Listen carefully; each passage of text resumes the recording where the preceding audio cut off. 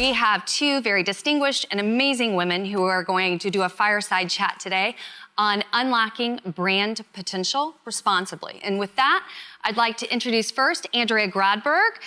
Andrea Grodberg is VMLY&R's Global Chief Strategy Officer. Welcome to the stage. Hi, all. Yes.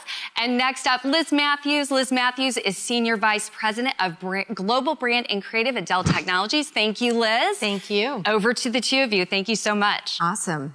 Thank you, guys. Hi, Liz. Hi.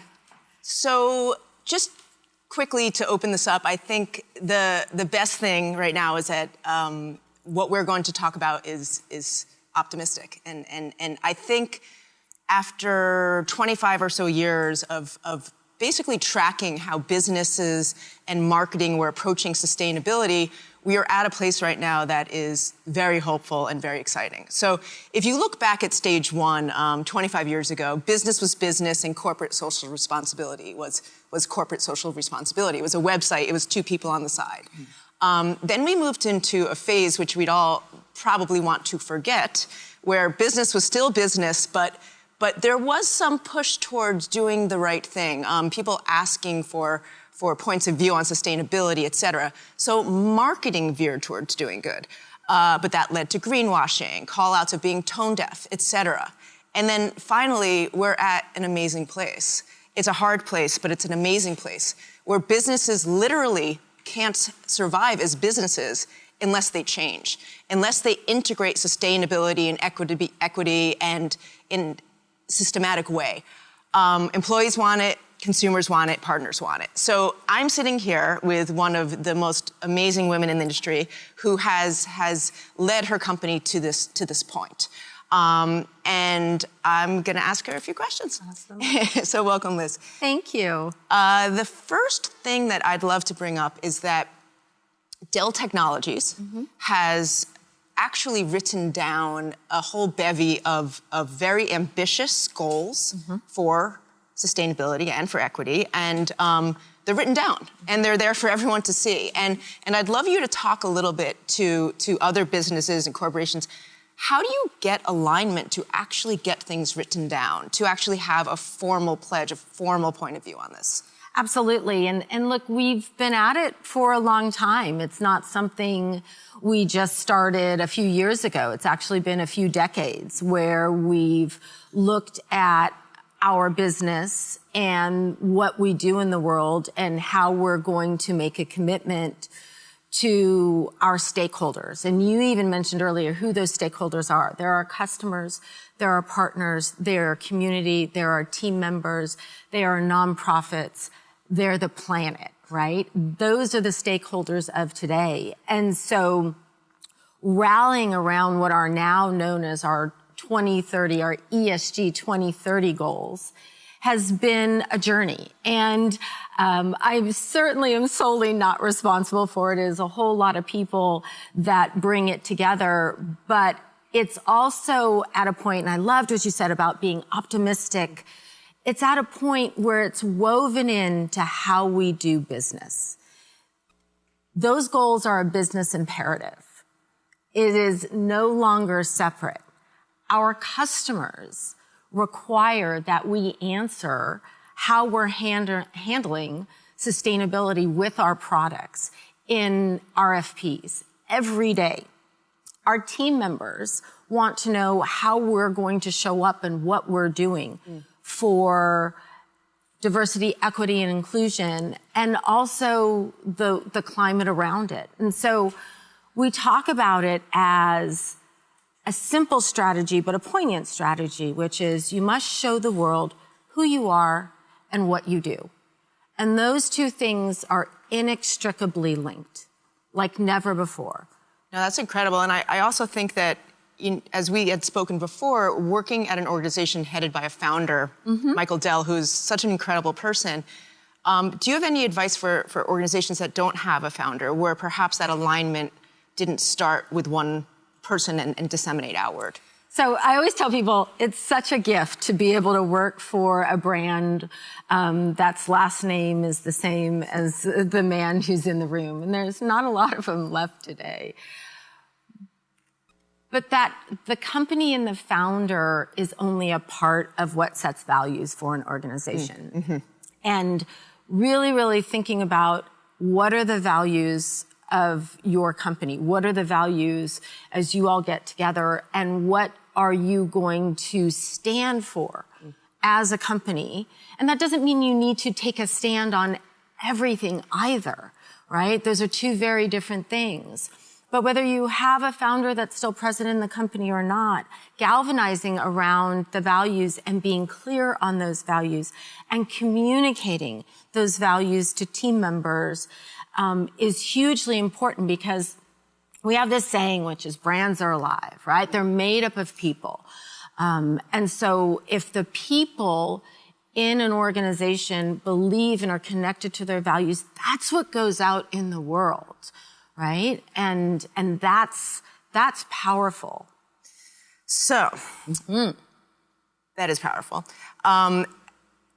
I don't know what we're moving into economically. Mm-hmm. Some people call it one thing, some people call it another thing, but it's certainly something many of us have seen before.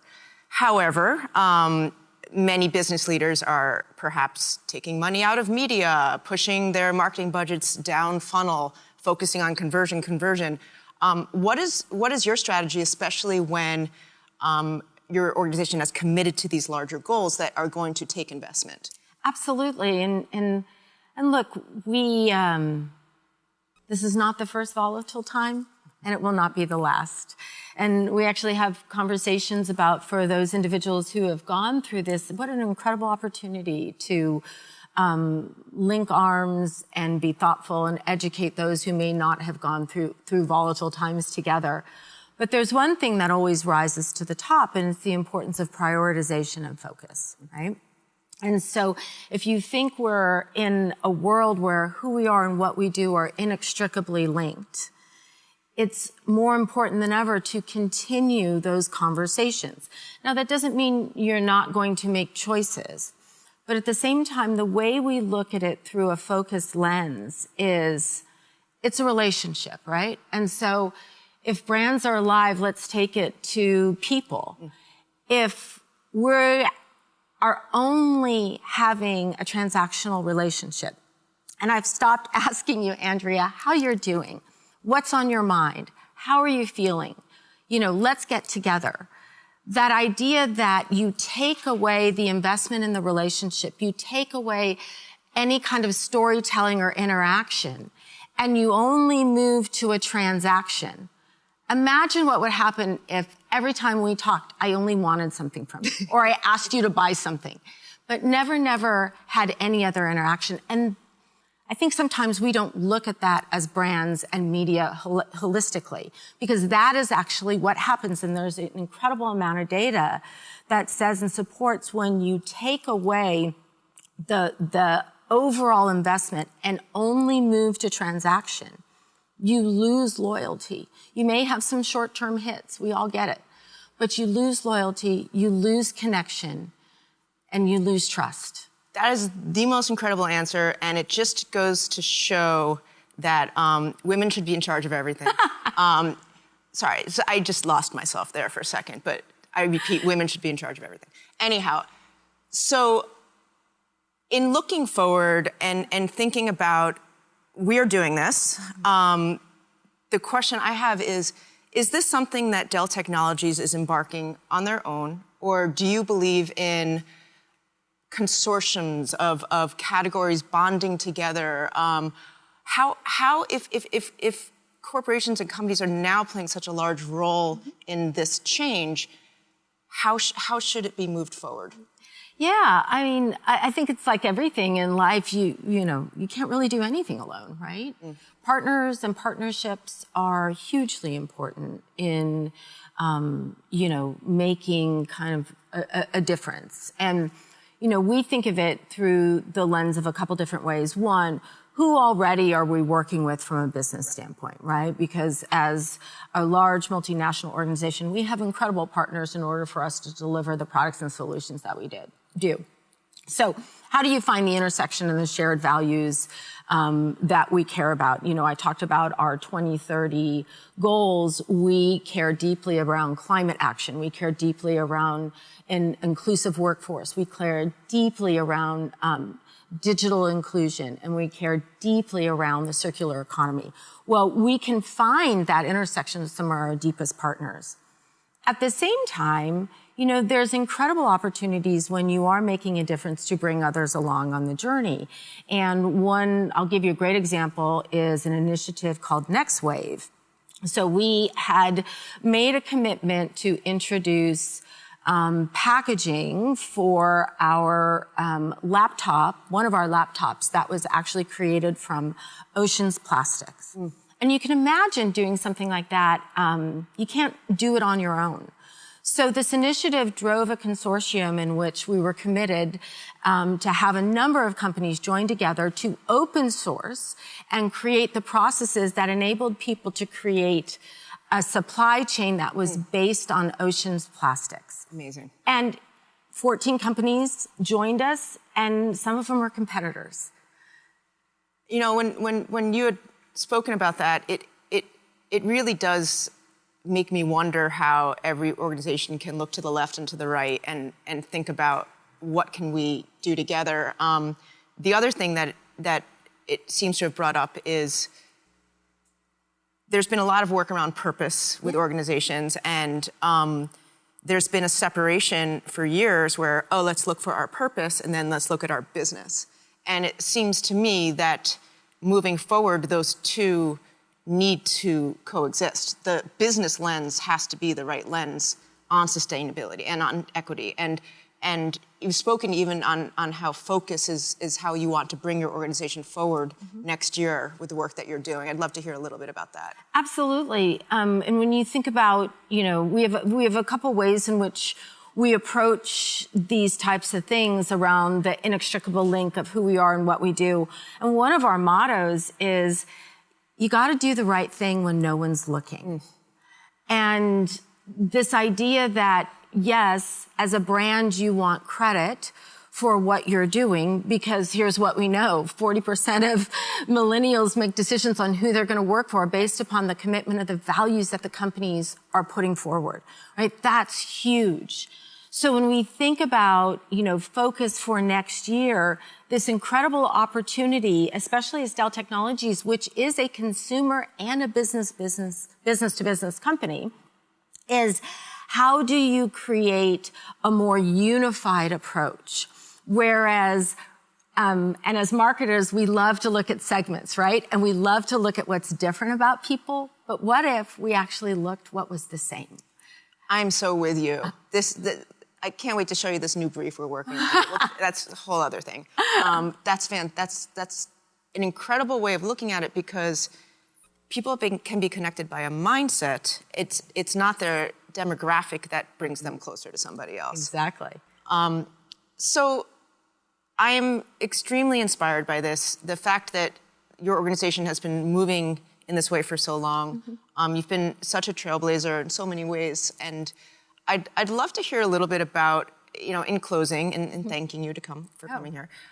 What has been personally important to you on this journey, and professionally important to you? What are you the most proud of accomplishing? Oh, thank you for asking that, because that's awesome. I think it has been a journey, and one of the things I'm so incredibly proud of as a company that we've done, and many people may not know this, but over the years we've created something called solar community hubs. We used to call them solar power classrooms. And what it is it's a shipping container that is transformed into a space that is ventilated and is driven by our technology, where individuals, largely students and children, can come to learn and engage. And they are put in places that have little to no access to technology. And so to this day, we have over 25 and it's obviously run by the sun, right? 25 solar community hubs in 7 countries around the world, and really, really making a difference for those who are underserved, because access to technology is hugely important. It's what drives us. It's part of sustainability. I think that's another thing, is that it's all intertwined. It is all sustainability and equity intertwined. Absolutely. And then personally, I think this last year has been incredible, where we were able to do a project called I Will Always Be Me. And it's the first time I've ever been involved in anything like this. It's the first time that I worked on a project in my marketing career that actually had a personal impact on my life. And it was the opportunity to transform voice banking technology for individuals who suffer from motor neuron disease. And we partnered with VMLY&R. Y'all were incredible partners. And it's not a campaign. It's not true marketing. It is a product and technology. It was a beautiful storybook. And when anyone was able to read the story and record their voice, it recorded everything you needed to turn around and voice bank and be able to have that person's voice forever. And it took a process that was months and turned it into a single reading of a book. And things like that don't come along very often in your life.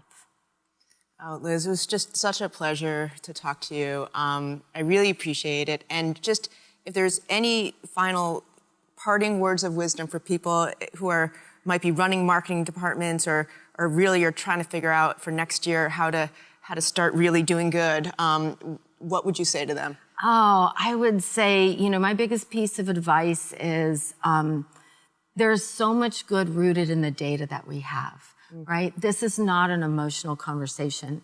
This is a business conversation. And, find that intersection of what aligns to your business, what aligns to the values of your brand, and start at that intersection of creativity, because all it does is drive more business value, drives better team member retention, and ultimately, and you heard Scott and Holloway talk about it, it drives joy. Oh, so fantastic. Thank you so much. Thank you. Have a great rest of the year and season.